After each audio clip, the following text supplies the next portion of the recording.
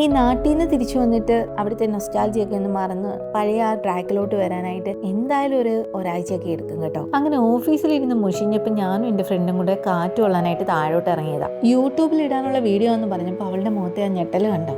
എന്തായാലും ഞാൻ തിരിച്ചെത്തിയപ്പോൾ തന്നെ വിൻ്ററൊക്കെ ഇവിടെ സ്റ്റാർട്ട് ചെയ്തിട്ടുണ്ട്. അത് കാരണം ഒരു 5 മണിയൊക്കെ ആകുമ്പോഴത്തേനും ഇവിടെ ഇരുട്ട് വീണ് തുടങ്ങും. വിൻ്റർ ആയിക്കഴിഞ്ഞാൽ പിന്നെ എല്ലായിടവും തിരക്കായിരിക്കും. എവിടെ പോയാലും നല്ല ക്രൗഡാവും. പിന്നെ കുറേ പരിപാടികളൊക്കെ കാണും. എല്ലാ പാർക്കിലും എന്തെങ്കിലുമൊക്കെ ഒരു കൾച്ചറൽ പ്രോഗ്രാം ഇവിടെ കണ്ടക്ട് ചെയ്യുന്നുണ്ടാവും.